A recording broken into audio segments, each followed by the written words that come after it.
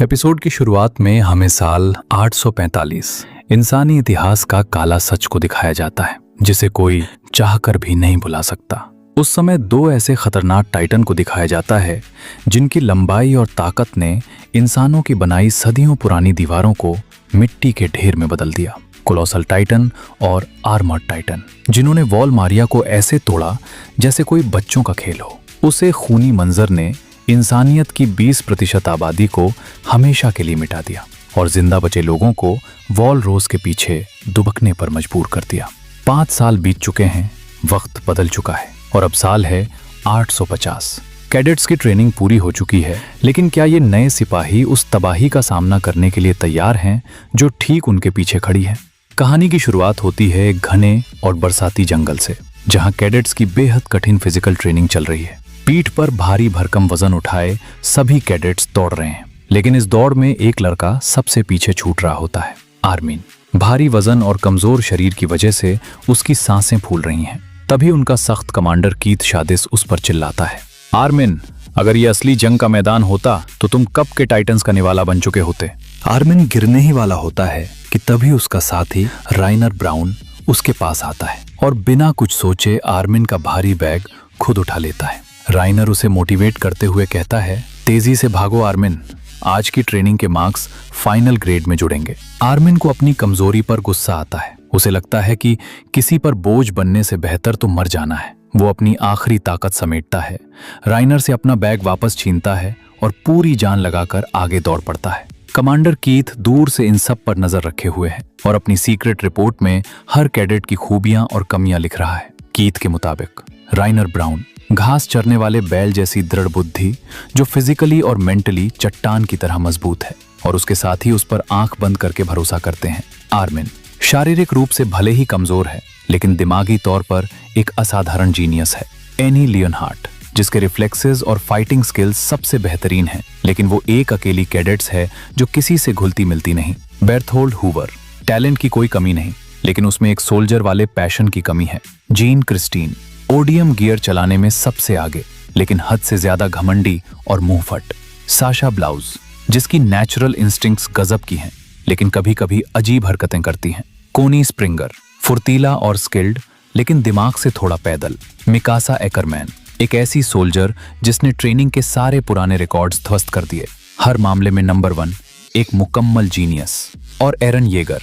Keith अपनी diary में लिखता है कि एरन के पास कोई खास नेचुरल टैलेंट नहीं है, लेकिन अपनी जी तोड़ मेहनत से उसने खुद को सुधारा है। और सबसे बड़ी बात, जितनी नफरत और जुनून टाइटन्स के खिलाफ एरन की आंखों में है, वैसा पूरे बैच में किसी के पास नहीं। अगले दिन हैंड टू हैंड कॉम्बैट की ट्रेनिंग चल रही होती है। एरन और राइनर आपस में लड़ रहे हैं। एरन थोड़ा चिढ़कर राइनर से कहता है, यार, इस ट्रेनिंग का क्या फायदा, हमें टाइटन से लड़ना है, इंसानों से नहीं। भला खाली हाथ कोई टाइटन के सामने कैसे जाएगा। राइनर उसे समझाते हुए कहता है, दुश्मन किसी भी रूप में आ सकता है एरन, एक सच्चे सोल्जर को हर परिस्थिति के लिए तैयार रहना चाहिए। तभी राइनर की नजर एनी पर पड़ती है, जो चुपचाप एक कोने में खड़ी होकर टाइम पास कर रही है।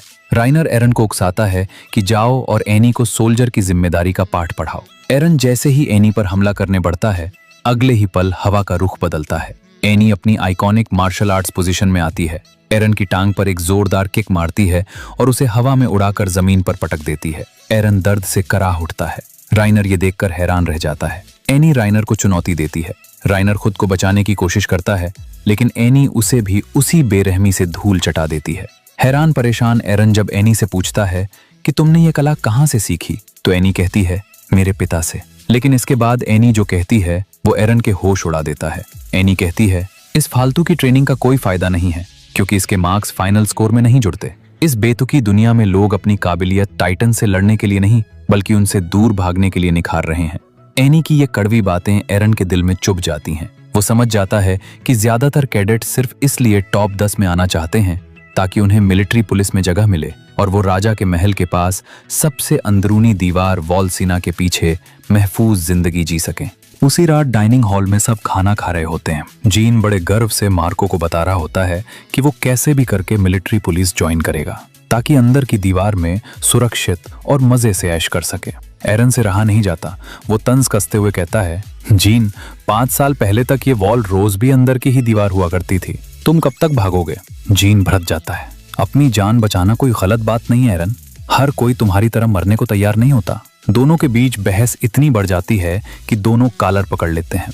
मिकासा बीच बचाव करने आती है, जिससे जीन का गुस्सा और बढ़ जाता है। लेकिन इससे पहले कि जीन हाथ चला पाता, एरन सुबह एनी से सीखी हुई मूव का इस्तेमाल करता है और पलक झपकते ही जीन को जमीन पर पटक देता है। एरन कहता है, ये टेक्निक मैंने तब सीखी जब तुम मिलिट्री पुलिस के सपने देखकर अपना वक्त बर्बाद कर रहे थे।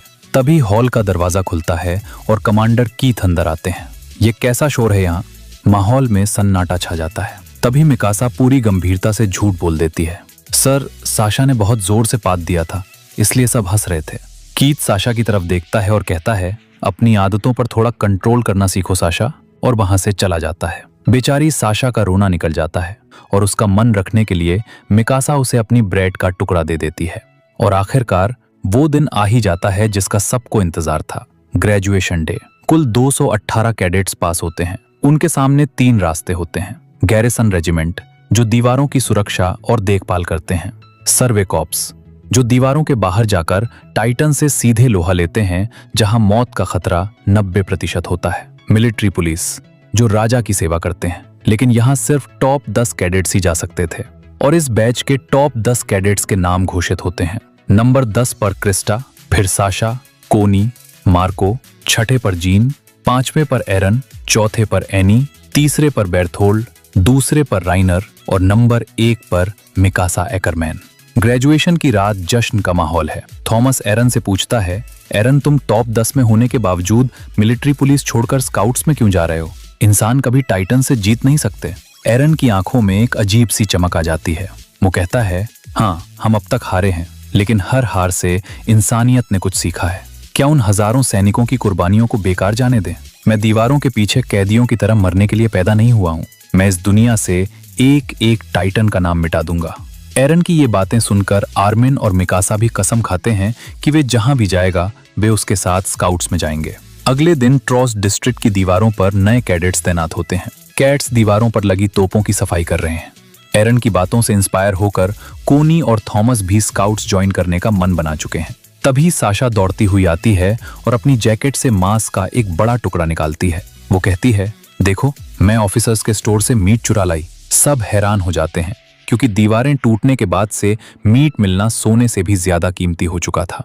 साशा कहती है, जब हम अपनी जमीन वापस जीत लेंगे तो खूब सारे जानवर पालेंगे और सब पेट भरकर मीट खाएंगे। एरन अब मुस्कुरा रहा होता है। उसे लगता है कि इंसानियत अब मजबूत हो चुकी है। उनके पास बेहतर हथियार हैं। अब वे टाइटन्स को हरा सकते हैं। सब कुछ एकदम शांत था। ठंडी हवा चल रही थी। पलक झपकते ही हवा बेहद गर्म हो जाती है। हवा में खौफनाक भाप फैल जाती है और ठीक एरन के पीछे दीवार के पार से एक विशाल बिना खाल वाला लाल हाथ दीवार को जकड़ लेता है। 5 साल बाद वो खौफनाक मंजर दोबारा इंसानों के सामने था। 60 मीटर ऊंचा कोलोसल टाइटन ठीक एरन के सामने खड़ा था। उसकी आंखें नफरत से उबल रही थीं। इससे पहले कि कोई कुछ समझ पाता, कोलोसल टाइटन एक जोरदार लात मारता है और ट्रॉस डिस्ट्रिक्ट का मुख्य दरवाजा मलबे में तब्दील हो जाता है। टाइटन की बॉडी से निकलने वाली गर्म हवा के दबाव से सभी सोल्जर्स दीवार से नीचे गिरने लगते हैं। सैमुअल नाम का एक कैडेट बेहोश होकर सीधे नीचे मौत की तरफ बढ़ रहा होता है, लेकिन साशा अपनी फुर्ती दिखाते हुए ओडियम गियर का हुक उसकी टांग में मारती है और उसे दीवार से लटकाकर बचा लेती है। हर तरफ धूल का गुबार होता है। दीवार में एक बहुत बड़ा छेद हो चुका है। कैडेट्स थर थर कांप रहे हैं। ठीक 5 साल पुरानी तबाही उनकी आंखों के सामने दोबारा शुरू होने वाली थी, लेकिन इस बार इंसानियत का वो बच्चा कमजोर नहीं था। एरन अपनी तलवारें निकालता है। उसकी आंखों में खौफ की जगह प्रतिशोध की आग दहक रही है। वो चिल्लाता है, हथियार संभालो, जंग शुरू हो चुकी है। दुश्मन ठीक हमारे सामने है।